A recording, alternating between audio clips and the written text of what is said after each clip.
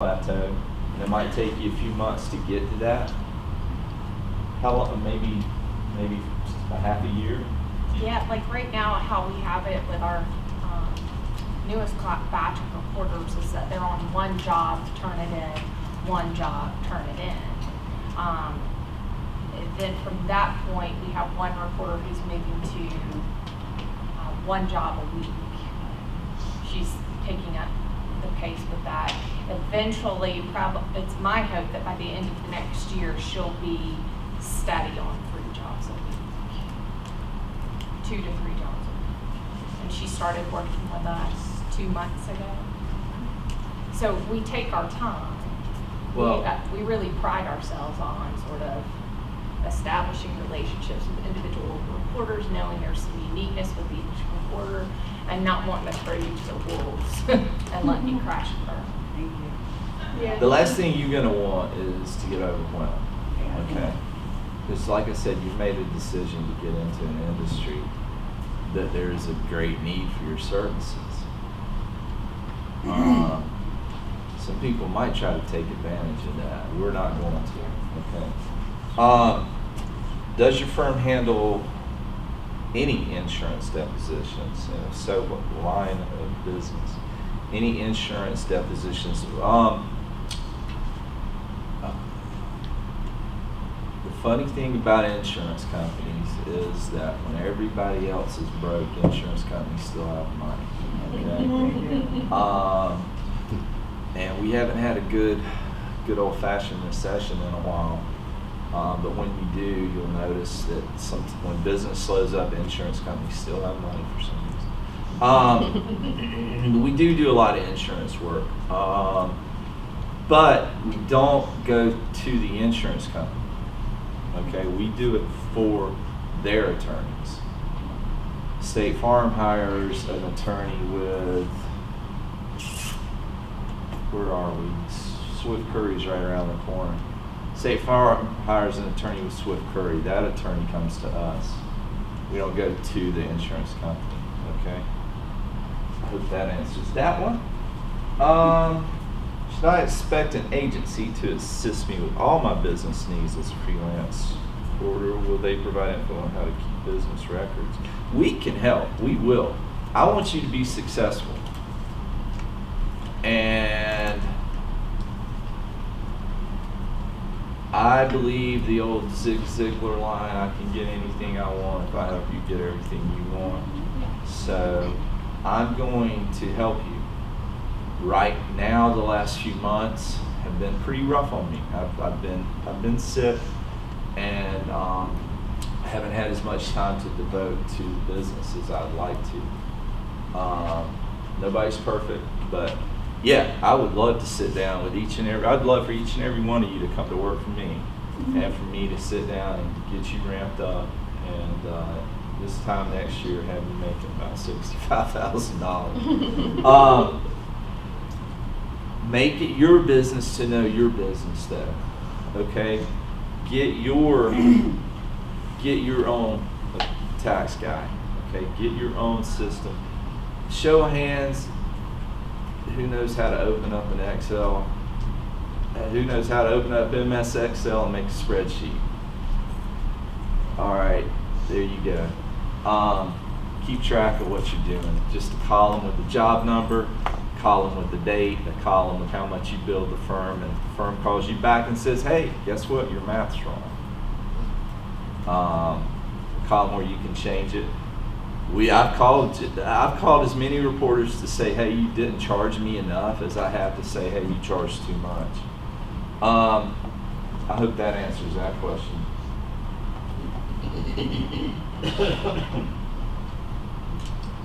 As a new reporter, when not working a deposition, can we work in editing with the firm?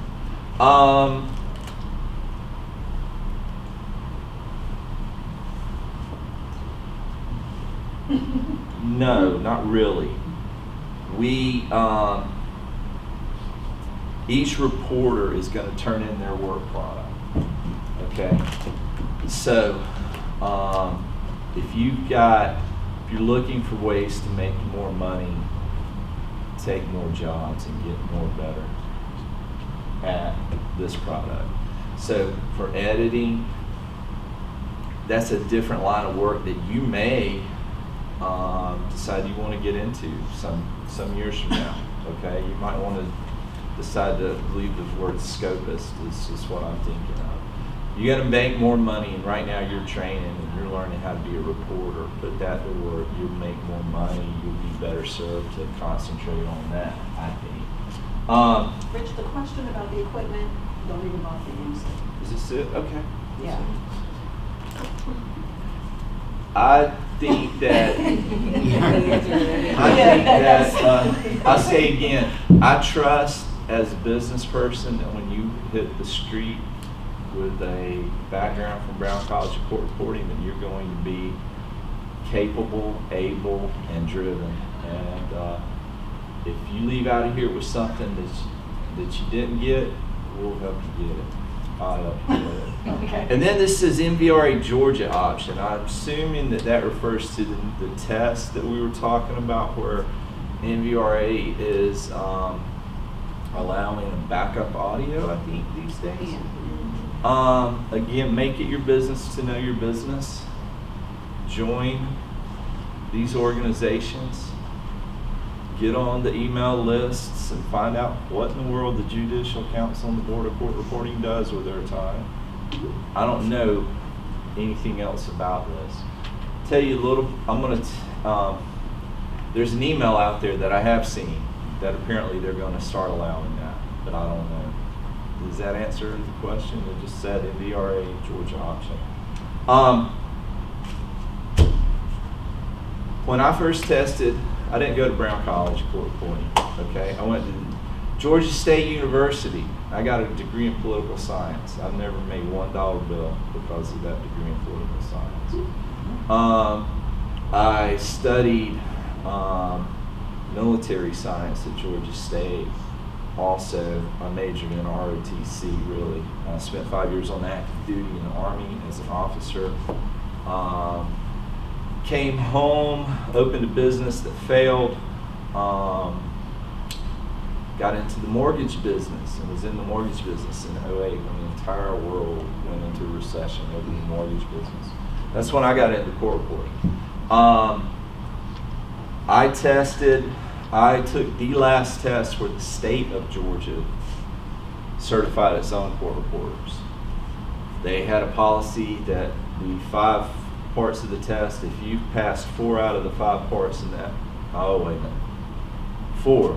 If you passed 3 out of the 4 parts, written, narrative, charge, and Q&A, you could come back and take whatever part you didn't pass. I missed the Q&A, so I came back, took the Q&A, missed it again. Georgia quit certifying. I went to NVRA, tested with them for about a year and a half, and then in CRA for a time, back when Brown College was up on 75 North, right there at Northside, right? Yeah, Howell Mill. Tested there and actually passed. It's tough, okay? Takes a while to get over that hump. You're all going to get over it, though, okay? You all get there. And with that, I've got a lot of faith in y'all. I know you're going to do well. I'm here for you. Anything I can do, please just pick up the phone, get in touch with Janna, and she'll tell you how to find me. Yes, ma'am. Because that whole writing randomly doesn't work for me. I understand. I'd like to get this question answered, I think, from you and from Janice's perspective, especially you as a working reporter and her handling the business side, but like, as new reporters, what are the top things, say maybe 3 things that as students, like, we should research when we're trying to find a firm to work with or for? The top things.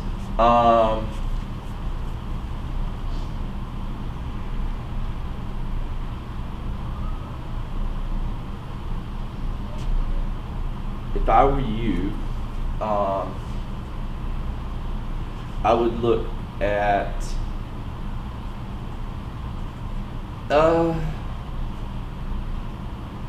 pay and travel. Okay, how much are they paying you? How far do you have to travel to get from job to job? That would be my my recommendation. You want to find somebody that you that's going to be able to, that has enough volume of business that's going to be able to keep you busy. Each firm has got a sweet spot of a client that probably makes up 20-25% of their work. You're going to find yourself going to that client a lot more than anybody else. So if you live in Douglasville and that client is in Covington, that might be a tough nut to crack. Okay, so we're all in Atlanta. We know we got a lot of travel involved. So the travel, the money, how do you pay? Do you pay me? What is your pay schedule? Do you pay me within 10 days, 20 days, 30 days, 45 days? Do I have to wait till you get paid? That's the kind of stuff I would be interested in looking for. Does that make sense? Okay. Anything else? Anybody? Janna, is there anything you were looking for me that I didn't get? I think I have one question I'd like you to hit on is, as I said, we're kind of going in reverse order this morning, but once you're done on the freelance side with the deposition, what's your obligation in those 2 weeks to the record, to getting the transcript turned in and all that good stuff? Do you go, well, go ahead. Everybody's process is going to be a little bit different, okay? Hopefully, you're going to leave a deposition and you're going to have 90% of what was said already formatted and on. I say 90, it could be 95, it could be 85. You're not going to have to listen and type down what was said, okay? The quicker you sit down and you take the product that you had at the deposition and turn it into a finished product, whatever that process is, if you're sending it to somebody for some form of help that you're paying, remember, make it your business to know your business. If your part of your business is paying someone else to assist you in getting this done, your name's on the back of it. Your name's on the last page, okay? So, there are other things that go along with taking that job from a deposition to a finished product. One of the big things is exhibits, okay? If you show up and no idea what this is, that this was gonna be a job where all of a sudden I've got 500 pages of exhibits, all right, that I've marked, I've gone through, I've done everything. The law firm has Bates stamps. Bigger law firms use a system, Bates stamping of exhibits, because when you get into a legal or a civil action, especially, man, you get into those medical things, there can be thousands of pages of exhibits. If I've got that case, I'm going to go home, I'm going to quickly ascertain, do I need to have these exhibits in my hand to complete this transcript? If the answer is yes, then I'm going to get this transcript done because I know I need to get these exhibits to the firm pretty quickly. All right, is the firm located in Gainesville and I'm in Macon? I'm going to have to FedEx them to them, okay? If the firm's in Lawrenceville and I'm in Lilburn, I'm going to run them over. But you get what I mean? Finished product is when you've got that transcript, an electronic copy of it. The firm has all the physical hard copies of the exhibits that they need. You've got a bill, a signed order form from the attorneys. You send it, all of that into the firm, and give the firm a couple of days to produce it and get it to the client. So if our client expects something in 2 weeks, we take a deposition today, and they're going to want to see it. What would that be? July the 8th, 7th, something along those lines. 2 weeks from today. The 7th. The 7th? Yeah. Is that 2 business weeks or is that 2? Well, two weeks from today, 2 calendar weeks. From today would be July the 7th. Obviously, we're using this hypothetically. Your firm's going to need that thing on the 4th or the 5th. at a minimum. They may need those exhibits a little bit earlier. Hopefully, you're going to take it. You're going to take this big job that we're talking about. They're going to want a rough draft. You know, why would an attorney want a rough draft of the transcript?